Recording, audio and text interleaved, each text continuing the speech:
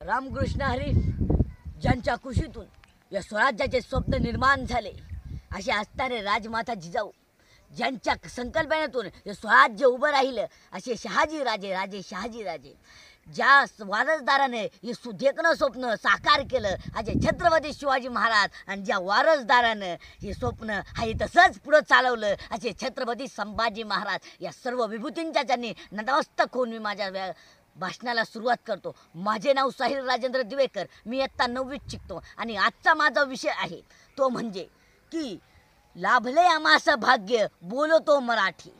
तर या विषयाला सुरुवात करण्यापूर्वी मला ज्या वेळेस हा विषय भेटला त्यावेळेस मी या विषयाचा अंतर्भागात जाऊन पाहिलं तर याचा ते शब्द मला आढळला तो म्हणजे भाग्य।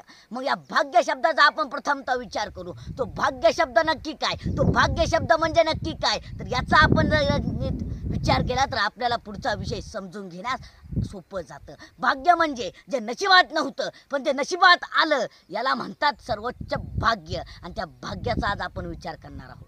त्या भाग्याचा विचार करत असताना तुकोबरायांचं एक प्रमाण आहे, उजळले भाग्य आता अवघी चिंता वारली। अवघी चिंता वारली कशाच्या स्वरूपात वारली, तर मी भगवंताच्या नामचिंतनात आपलं पूर्ण आयुष्य घातलं, माझं भाग्य उजळलं। तसंच आपण मराठी भाषा बोलतो, आपण मराठी भाषा बोलतो तर आपलं भाग्य उजळलं का बरं, तर आपण मराठी भाषेत जन्माला आलो। मराठी भाषेला आई समान मानलं जातं आणि आई समान असलेल्या मराठी भाषेत आपण ज्ञान ग्रहण करतो। प्रथमतः आपलं हे पहिलं भाग्य। आणि लाभ म्हणजे काय, त्या भाग्यालाच दुसरा समानार्थी शब्द लाभ असा होतो, आणि त्या लाभाची प्राप्ती कधी होते, ज्यावेळेस आपल्या नशिबात येतं आणि ते नशिबातून साकारण्यात येतं। ते लाभ आणि भाग्य हा शब्द एकच आहे। आणि लाभले आम्हास भाग्य बोलतो मराठी, आम्ही मराठी बोलतो हे भाग्य आम्हाला लाभलं, ते मराठी बोलण्याचं भाग्य। कारण मराठी ही भाषा सर्वोच्च आहे। ज्या संतांनी या मराठी भाषेत काव्य रचना केल्या, देवाची भक्ती केली,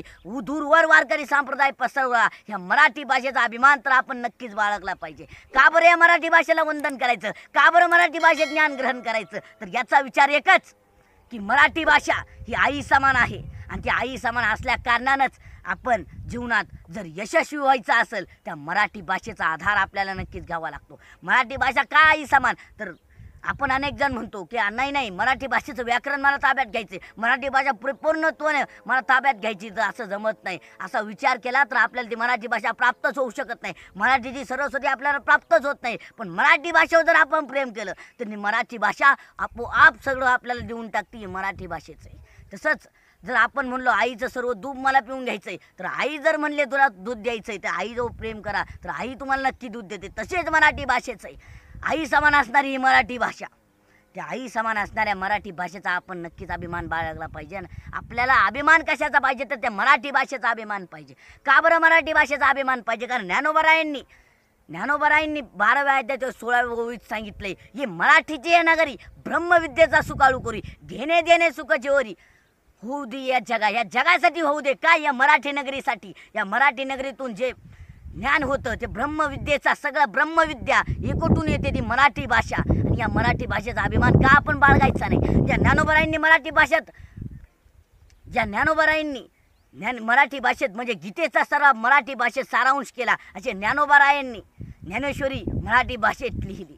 त्याचप्रमाणे तुकोबरायांनी संपूर्ण 4000 अभंगांची गाथा मराठी भाषेत लिहिली। या मराठी भाषेचा अभिमान आपण नक्कीच बाळगला पाहिजे। नामदेवरायांनी याची गाथा लिहिली, एकनाथ महाराजांनी एकनाथी भागवत लिहिलं, आणि नामदेवरायांनी हाच वारकरी संप्रदाय पंजाबपर्यंत घेऊन गेले। याचा आपण का अभिमान बाळगायचा नाही, फक्त मराठी भाषेसाठी। आणि या मराठी भाषेचा अभिमान आपण का बाळगायचा नाही, या मराठी भाषेचा विचार जर केला तर व्यापक विचार आहे। इतर भाषा अतिशय सोप्या आहे, इतर भाषांचा आपण जर विचार केला तर अतिशय सोप्या, इंग्रजीमध्ये एवढे शब्द नसतात तेवढे मराठी भाषेत शब्द आहे। जेवढं व्याकरण दुसऱ्या भाषेचं अवघड नाही तेवढं दुप्पट अवघड आपल्या मराठी भाषेचे। दुसरे देशात ते लोक आपल्या भारतात आली आणि जर मराठी बोलण्याचा प्रयत्न केला तर त्यांना मराठी बोलता येणार नाही। का बरं मराठी बोलता येणार नाही, कारण त्यांचा जन्म मराठी भाषेत झाला नाही। आपल्याला काय वाटतं इतर भाषा अवघड, काही लोक म्हणतात की इंग्रजी खूप अवघड आहे, हिंदी खूप अवघड आहे। हिंदी आणि इंग्रजी काहीच नाही, त्याच्यापेक्षा दुप्पट अवघड म्हणजे आपली मराठी आहे। एक विलांटी किंवा एक काना जरी बदलला तर मराठी एका शब्दाचा अर्थ व्यापक विचाराने अनेक असे अर्थ पडतात, फक्त एका कान्याने आणि एका मात्र्याने फरक जरी पडला तरी एका शब्दाचा अनेक असा व्यापक अर्थ पडतो. ही मराठी भाषेचा सगळ्यात मोठा परिणाम आहे. याचं कारण काय, तर मराठी भाषा ही अवघड आहे आणि तेच आपल्याला लाभलंय. का बरं आपल्याला मराठी भाषेची जाणीव झाली पाहिजे, तर का बरं, तर तुम्हाला सांगतो. लोक बाहेर जातात, मातृभाषेला विसरतात, मातृभूमीला विसरतात. लोक बाहेर जातात, इंग्रजी शिकून येतात आणि म्हणतात ॲक्च्युली काय झालंय ना, काय ॲक्च्युलीचं स्पेलिंग येत नाही आणि काय ॲक्च्युली बोलून करता. मग आपल्या मराठी भाषेत काही म्हणतात नाही बाहेर गेले की आम्हाला मराठी बोलूशी वाटत नाही. पुणे मुंबई ठिकाणी गेलं की आम्हाला थोडं हिंदीच बोलावं लागतं. अरे पण आपण मराठी भाषेतून आलोय, आपण मराठी भाषेत शिक्षित झालोय, तर आपण का मराठी भाषेत बोलायला लाजायचं. तर याचा आपण नक्कीच विचार केला पाहिजे. आपण मराठी भाषेला लाजलं नाही पाहिजे. हा विषय देण्याचं कारण एकच आहे की मराठी भाषेची जाणीव प्रत्येकाला झाली पाहिजे. आपण मराठी बोलतो ते आपल्यासाठी भाग्य आहे आणि याचा आपण नक्की विचार केला पाहिजे. एवढे बोलून मी माझे 2 शब्द संपवतो.